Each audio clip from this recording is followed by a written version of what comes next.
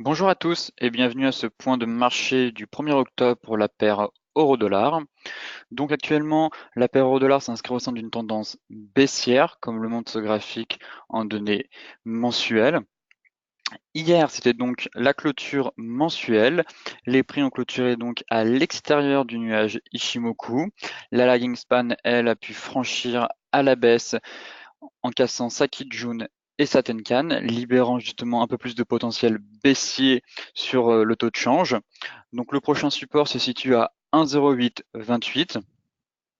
Donc pour approfondir le graphique, on va descendre sur l'unité de temps hebdomadaire.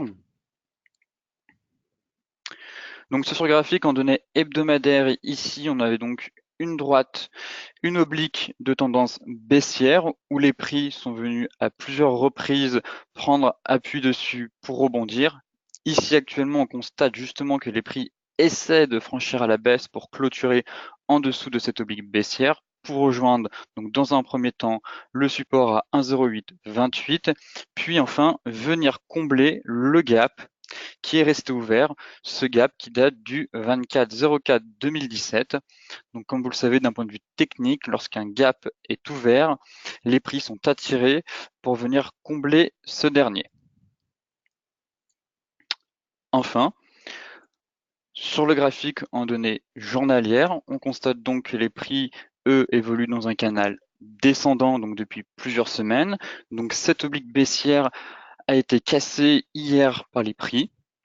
Néanmoins, je vous invite à attendre la clôture hebdomadaire pour confirmer cette cassure, pour savoir si on va avoir donc un prolongement donc vers de nouveau plus bas et ensuite pour venir combler le gap, ou si au contraire on va obtenir une mèche et on va pouvoir en fait remonter au niveau de la première résistance qui se situe à 1,0978. Effectivement, vendredi, comme vous le savez, à 14h30, donc nous avons le rapport NFP américain. Donc je vous invite donc à consulter le calendrier économique pour connaître les attentes du marché.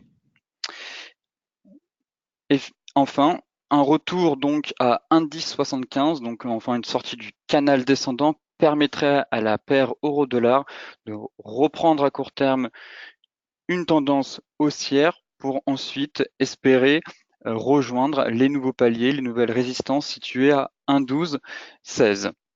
Ce point de marché touche à sa fin. Je vous souhaite une excellente journée et une bonne séance de trading.